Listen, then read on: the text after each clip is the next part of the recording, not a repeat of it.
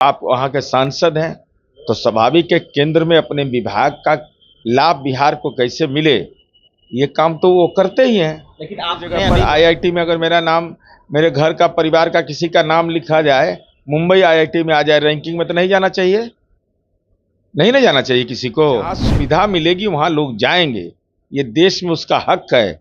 जम्मू कश्मीर में भी हम नौकरी करेंगे और कन्याकुमारी में भी। तेजस्वी यादव कांग्रेस को बता रहे थे कि भाई हम लेट से पहुंचेंगे, आप खड़ा रहिए गुलदस्ता लेके, लेकिन कांग्रेस तो कांग्रेस पार्टी है, उसका इंजेक्शन का साइड इफेक्ट दिखाई पड़ रहा है, लगता है ये भी कुछ अपना दिखा रहे हैं। नमस्कार, आप है न्यूज फॉर नेशन पर। मैं आपके साथ विजय सिंह। केंद्रीय मंत्री चिराग पासवान को लेकर अब बिहार की सियासत है वो काफी तेज हो गई है। जिस तरह से चिराग पासवान ने कहा है कि देखिए, हमारी राजनीति में आने का मकसद ही बिहार है, हमें बिहार के लोग ने बुलाया है। और वहीं बात करें तो चिराग पासवान से ये भी पूछा गया कि क्या आप चुनाव लड़ेंगे, तो उन्होंने साफ तौर पर कहा है कि देखिए, हम बिहारी हैं और बिहार फर्स्ट, बिहारी फर्स्ट की बात करते हैं। और वहीं उन्होंने ये भी कहा कि हम मुंबई में काम किए हैं, दिल्ली में रहते हैं, जिस तरह से बिहारियों को बाहर में अपमान किया जाता है, इसलिए हम बिहार की सियासत करेंगे। हमारे साथ बात करने के लिए जदयू के मुख्य प्रवक्ता सह एमएलसी नीरज कुमार है। कैसे देख रहे हैं चिराग पासवान ने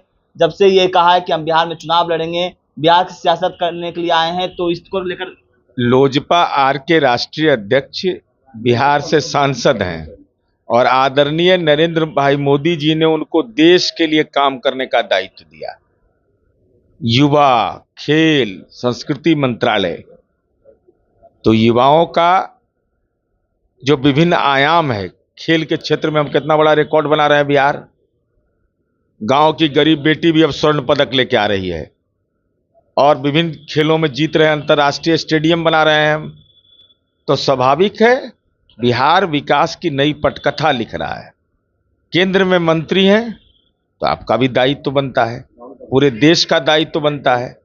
और बिहार तो आप वहां के सांसद हैं तो स्वाभाविक है केंद्र में अपने विभाग का लाभ बिहार को कैसे मिले, ये काम तो वो करते ही हैं। लेकिन आपने अभी बोला कि बिहार विकास की ओर बढ़ रहा है जिस तरह से, लेकिन चिराग पासवान तो अब सवाल खड़े कर रहे हैं, पलायन की बात कर रहे हैं, बिहार में पलायन हो रहे हैं और बाहर में बिहारियों का अपमान किया जाता है, इस तरह की बात भी कर रहे हैं। तो केरला के लोग को तो नहीं जाना चाहिए दूसरे जगह पर। आईआईटी में अगर मेरा नाम, मेरे घर का, परिवार का किसी का नाम लिखा जाए, मुंबई आईआईटी में आ जाए रैंकिंग में, तो नहीं जाना चाहिए? नहीं ना जाना चाहिए किसी को। अगर यूपीएससी में भी रिजल्ट निकला है और बिहार का लड़का है तो उसका तमिलनाडु कैडर, आंध्रा कैडर मिलेगा, तो नहीं जाएगा, वो पलायन हो गया। अरे देश सबका है, इस देश के अंदर सबको काम करने का अधिकार है और हम प्रतिभा के बदौलत हैं, हम बोझ नहीं है, बोझ उठाने वाले लोग हैं। और अब हमको 10 रुपया में इंजीनियरिंग का पढ़ाई पटना में हो रहा है, बिहार में मिल रहा है, तो हम 3 लाख रुपया देने जाएंगे आंध्रा में? नहीं जाएंगे। जहां सुविधा मिलेगी वहां लोग जाएंगे, ये देश में उसका हक है। जम्मू कश्मीर में भी हम नौकरी करेंगे और कन्याकुमारी में भी। और कोविड के काल में जब यहाँ आए श्रमिक, जब बिजली नहीं रहती तब क्या हालत होता कोरोना काल में, तो क्वारंटीन सेंटर हमने बनाया, स्किल मैपिंग कराया। आज उसी का नतीजा है कि चनपटिया मॉडल है, कश्मीरी सॉल बन के जा रहा है। लेकिन चिराग पासवान को क्या ये सब चीज नहीं दिख रहा है? जिस तरह से वो सवाल खड़े कर दिए पलायन की बात, विपक्ष तो कर रहे हैं कि उनके सहयोगी पार्टी ही सवाल खड़े कर रहे हैं, तो इसमें कहाँ गलत कर रहे हैं? वो तो सही कह रहे हैं चिराग पासवान।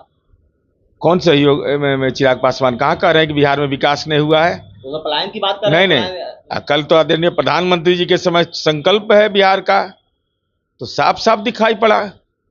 कोई कितना दिमाग लगाते रहे, लेकिन यहाँ गठबंधन में कोई नाराजगी नहीं। लेकिन चिराग पासवान तो यहाँ सवाल खड़े करें ना, मांझी जी भी बोले हैं कि अगर इस तरह के गठबंधन में रह के करते हैं तो ये सही नहीं है, तो क्या चिराग पासवान सही कर?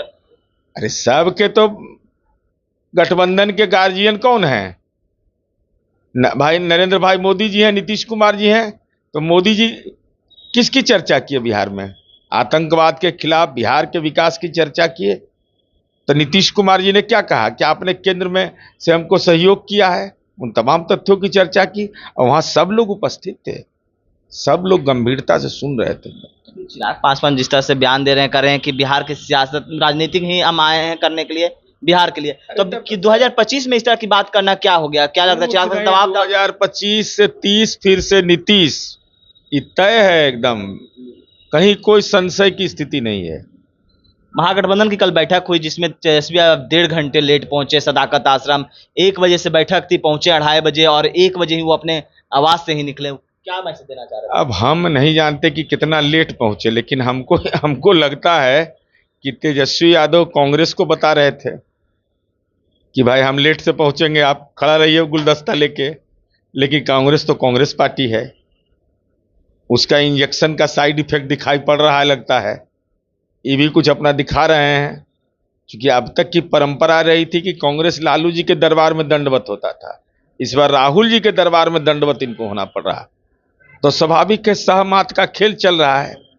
लेकिन ढाक के 3 पात, फिर नेतृत्व तय नहीं हुआ तो उनको अंदेशा होगा कि नेतृत्व तय होगा नहीं मेरा। कह रहे हैं सब जानता, कौन जानता है? बोलिए। तो राहुल गांधी बोले, दीपांकर भट्टाचार्य बोले, डी राजा बोले, कोई बोल नहीं रहे हैं। और हमारे ऊपर आरोप लगाए, जब दुनिया को आतंकवाद के खिलाफ हम संदेश दे रहे थे तो कह रहे थे कि प्रधानमंत्री यहां पर राजनीति करने के लिए आए हैं, राजनीतिक रैली कर रहे हैं, और आप महागठबंधन का बैठक कर रहे थे तो राजनीति का गरुड़ पुराण पढ़ रहे थे वहां। तो आप सुन रहे थे जदयू के मुख्य प्रवक्ता सह एमएलसी नीरज कुमार का क्या कुछ कहना था। तमाम खबरें न्यूज़ पॉइंट के साथ